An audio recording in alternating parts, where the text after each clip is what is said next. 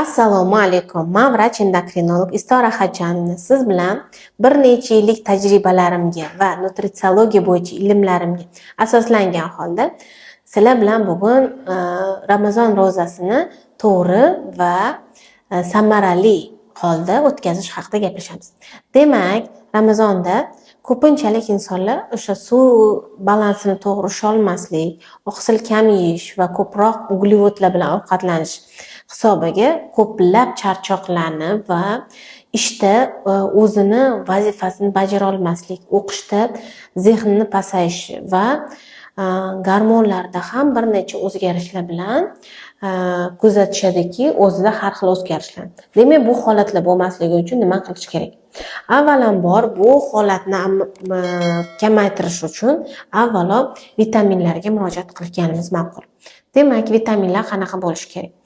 Qalqonsimon bezni doimiy o'z faoliyatini yaxshi tiklab turishi uchun avvalo ratsionimizdagi to'g'ri ovqatlanishga, ya'ni ratsionimizdagi saharlikda bo'ladigan ovqatlar tarkibiga e'tibor berishimiz kerak. Unda yodga boy bo'lgan oziq moddalari va omega 3, D vitaminlariga boy bo'lgan oziq moddalarini iste'mol qilishimiz kerak. Agar bu sizda imkoniyati bo'lmasa yoki tez pishar ovqatlardan ko'proq foydalaniladi, bunaqa holatlarda vitaminlarni, ya'ni yod preparatlarini, D vitaminlar va albatta D ni K2 ligini, ya'ni K2 bo'lgan vitamin D ni qabul qilgan ma'qul va hamda agar sizda gormonal o'zgarishlar bo'layotgan bo'lsa yokida o'zingizni juda ham lohas, juda ham depressiv, kayfiyatingiz tushkun holatdaligini his qilayotgan bo'lsangiz, unda albatta bu gormonlar topshirgan holda va o'zingizda UZI tekshiruvlarni o'tkazishni maslahat bergan bo'lardim. Nimaga? Chunki aynan shu holat, kuchli charchoq holati sizda anemiya yoki gemoglobin pastligi yokida umuman B vitaminlar yetishmovchiligi bo'lishi ham mumkin. Bunaqa holatlarda tekshiruvlardan o'tgan holatda keyingina bu vitaminlarni qabul qilganingiz ma'qul.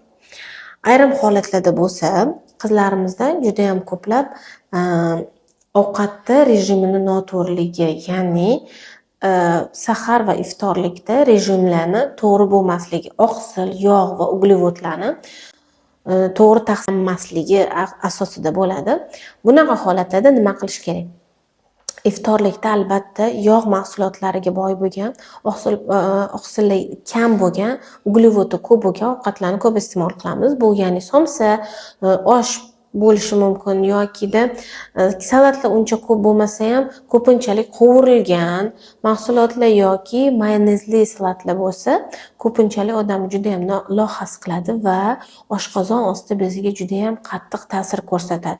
Buni natijasida esa insonda fermentativ o'zgarishlar va gormonal disbalanslargacha hattoki olib kelishi mumkin. O'zi juda ham yaxshi bizda toksik holatda pasayishi, ya'ni yallig'lanish holatlarini pasayishi, ro'za juda ham chiroyli ta'sir ko'rsatadi autofagiya holatiga, ya'ni kerak emas bo'lgan toksinlarni organizmimizdan chiqib ketishiga juda ham yaxshi yordam beradi. Lekin agar bizda oqsil va yog'larning miqdori kam bo'lsa, bu holatlarni pasayishi va o'zimizga zarar yetkazib qo'yishimiz mumkin.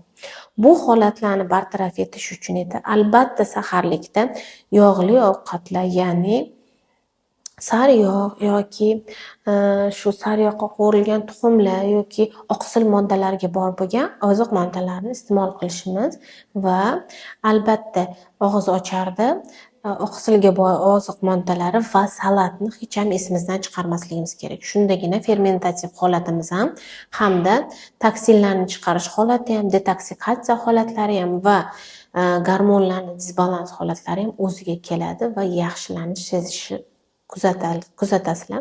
Demak, bunaqa holatlarda albatta bu ratsionni to'g'irlaganimizdan keyin vitaminlarni ham esimizdan chiqarmasligimiz kerak deb aytib o'tdim va kechki og'iz ochardan keyin albatta ovqatlanish rejimidan keyingina yurib, holatlarimizni yaxshilab, ibodatlarimizni qilganimizdan keyin albatta ozgina dam olib keyin magniy preparatlarini qabul qilishni tavsiya qilgan bo'lardim. Chunki magniy ham aynan kuchni yig'ish uchun va konsentratsiyani yaxshilash uchun, o't qopi yaxshi ishlashi uchun, umuman gormonlarni to'g'ri yetib borishi va kalsiyni yaxshi so'rilishi, shunaqa har xil o'zgarishlar bo'lganda ham juda ham yaxshi ta'sir ko'rsatadi.